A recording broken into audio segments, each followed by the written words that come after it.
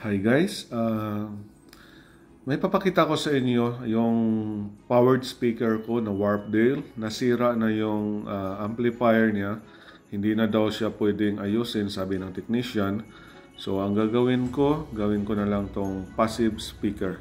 May binili kasi akong amplifier na 800 watts. So 400 watts per channel. So yan ang gagamitin natin para gumana ulit tong speaker na to. So, sige guys, samahan niyo ako habang tatanggalin ko, babaklasin ko tong mga pampabigat sa cover ng powered amplifier na to.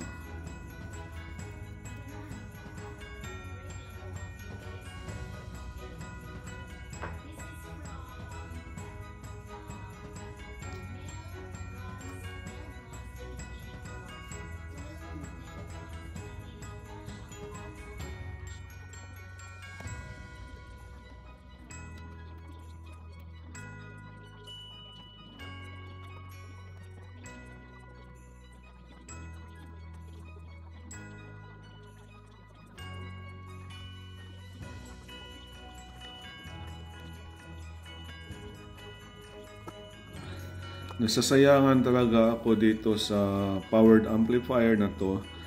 Sinubukan kong ipaayos to sa mga technician. Nakadalawang technician ako kaso sabi nila na ano na daw, unrepairable. So wala na tayong magagawa. Bigla na lang din siyang di gumana. So nasasayangan ako kaso kailangan na lang siya nating tanggalin. So hindi na kasi maayos pa. So tatapon na lang, ang cover na lang gagamitin ko para malagyan ko ng splitter yung speaker.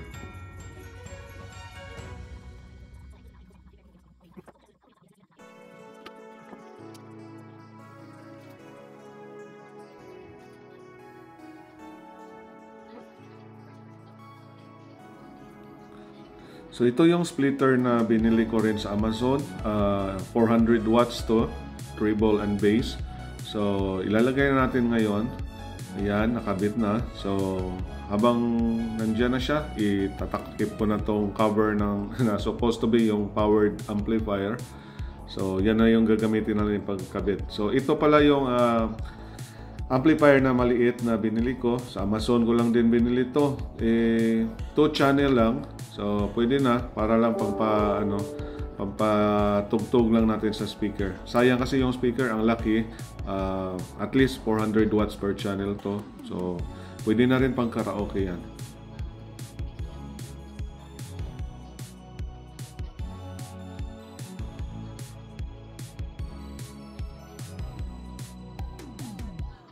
So, tinry kong ikabit siya.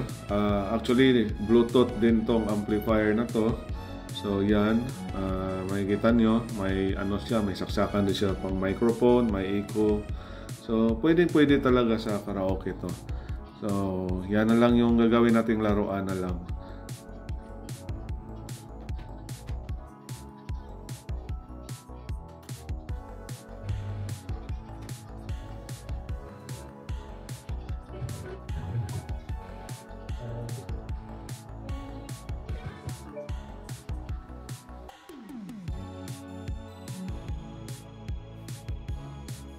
So guys, so dalawa pala tong speaker natin. So ngayon ang isa naman yung babaklasin ko, natapos na kasi yung isa. So ito, so samahan niyo pa rin ako, tatapusin natin tong pangalawang speaker na to.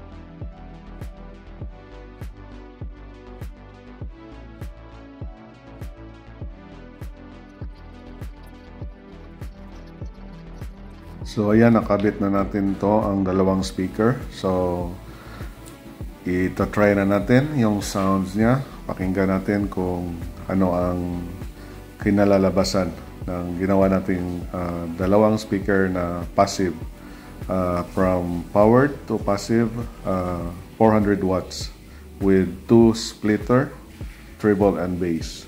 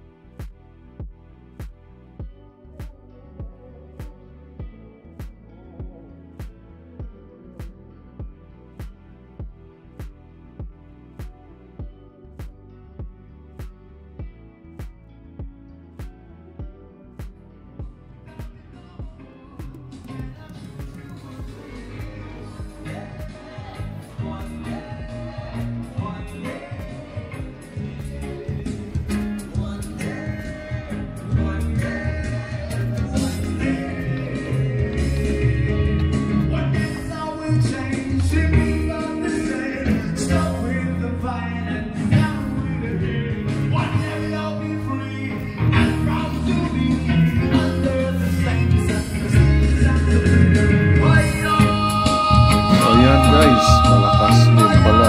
So, hindi ko lang siya tinodo. Nilagay ko lang siya sa nasa kalahati. Sa controller niya sa amplifier. Then, kalahati din sa mga cellphone. Ginagamit ako ng cellphone to. Naka-Bluetooth connected. So, try ko lang.